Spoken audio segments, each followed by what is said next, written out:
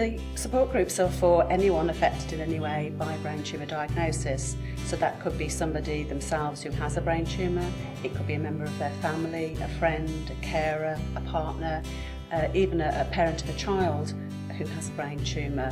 People can come to the support group at any time, right from straight away from they've been diagnosed right through to, I have one lady who comes to one group who was diagnosed 20 years ago and she still comes back to the group because she still finds help and support from it. So it can be for any point of somebody's pathway, right through all the different stages of their diagnosis and treatment and aftercare and beyond.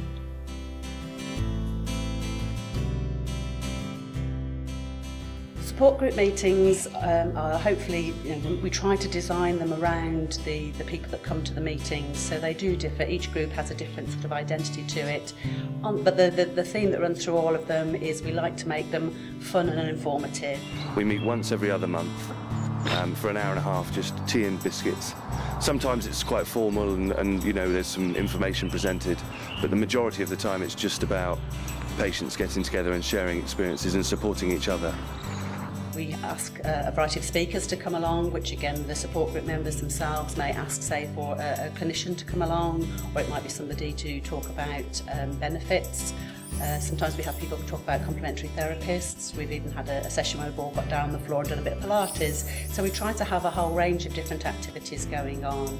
Sometimes the groups are very social groups. They like to meet outside of the regular meetings in whatever venue we go to. So sometimes we go out for meals, we go for walks, we go to the theatre, all sorts of different things, depending on what the people in the group want and need.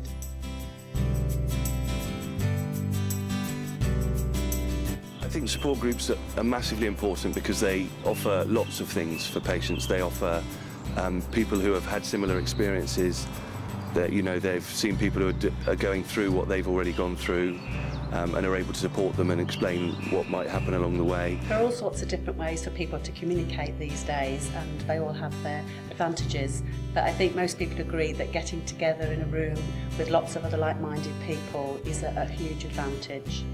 Many people with brain tumours feel that they are quite isolated, and that can be feeling sort of physically isolated and that they can no longer get out and about and meet people as much as they used to.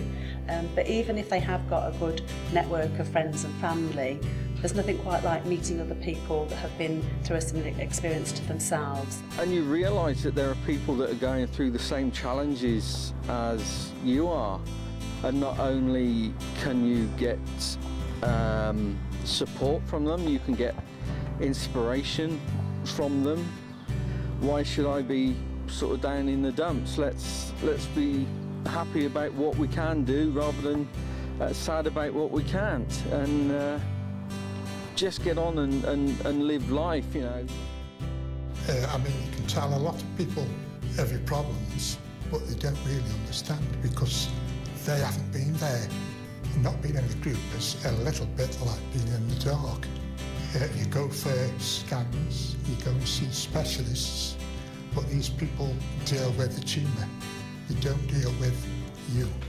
I mean, I've got a very understanding husband who's helped me through so much, but even he doesn't understand to the same extent because he hasn't been there. It's helpful. For the people who attend the support group, having a brain tumour is normal for them. So for everybody who attends, they can have a normal conversation. There's no pretense. People can be normal and relaxed and talk about their journey. Some people might get a brain tumour and think, this is the end. It's not. There is life after that. I don't know how long I've got left, but I've got a life, and with this group's help, I'll make the most of it. They're a super group to be with. It's a joy, a pleasure to be with these people. They're so supportive of each other. It's a real family group, and I feel it's a privilege to know them all. I think the main thing people gain from coming to the support group is that feeling of belonging, that feeling that they're not alone, that there are other people out there who've been through very similar experiences to them. And out of that then, as I say, comes things like friendships, Also, obviously, a huge gain in information and knowledge. So a lot of the support group members themselves bring an awful lot of information to the groups. And what I quite often find is that people that come to the groups, the feedback I get is, oh, I wish I'd come a year earlier, or I wish I'd come before now, but I thought support groups weren't for me. But actually, there's so much you learn from them in a lovely, informal, relaxed environment.